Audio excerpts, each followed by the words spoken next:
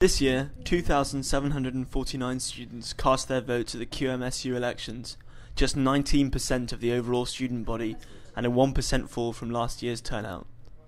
With the SU introducing new measures, such as using 3 new iPads in an attempt to increase voting, and candidates vigorously promoting themselves both in person and online, QMTV Features investigates why students do and do not vote. I haven't really heard much about I've seen people like saying things, but I haven't actually listened to who it is. I don't think anyone knows about it, unless you walk through the square.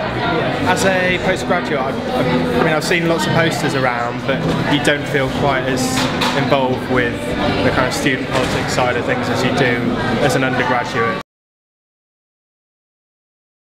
A lot of my friends have been saying that everyone has the same policies, so if I vote for one person it's going to end up being the same thing as voting for the other person, and that's why they're not voting. The manifestos are quite the same. I couldn't quite understand the differences between them. I'm quite involved with it anyway, just don't really get the whole voting with the not much used to change either way. Only for friends.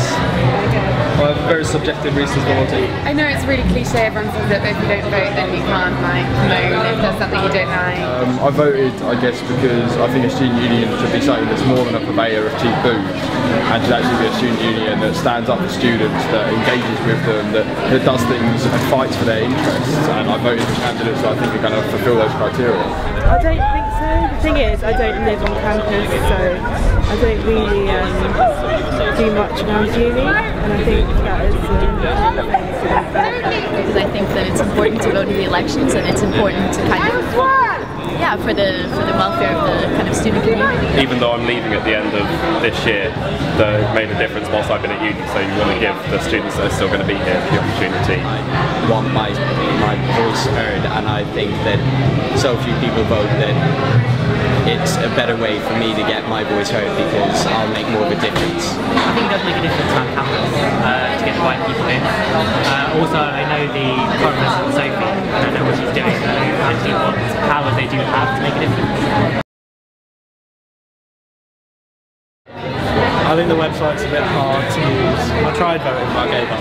I tried to vote yesterday, but then I realized there were a lot of positions, and so I started to read all the manifestos, but I didn't have the time to do it. There's a lot of people who, either don't want to vote, they say they voted, or they have no idea. And you can actually go through with them the candidates, the manifestos, the election process, the voting process, which is really good. The bad side of that is the fact that it takes such a long time to vote at the moment. I think using the iPads for voting is a really good method. You can vote instantly with the iPad, which is good because it doesn't mean you have to log on to a certain page, they can come straight to you. It cost them about £1,000, and in my view that's a bursary down the drain for a poor student that could be coming up next year.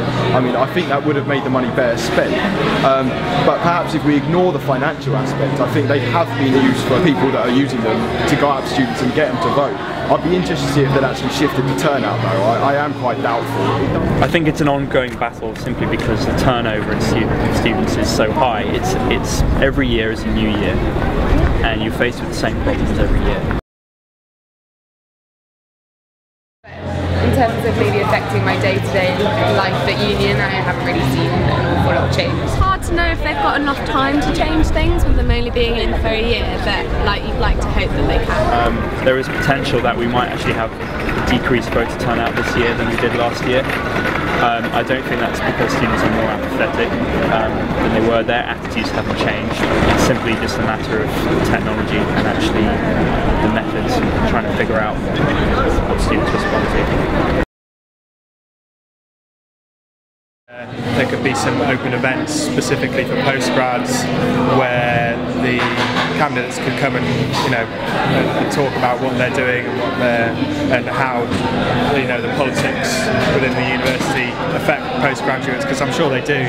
The sort of really sport-focused, drinking-focused societies could be looked at. I think they're quite alienating to the majority of students. I think there's just more things that can be done. I think Drapers can be improved. I think there's a market there for more student events and more of a kind of community feel. Sometimes it feels a bit sort of cold in there and there's not really a lot going on. I think we can utilise our venues like grounds more for like evening.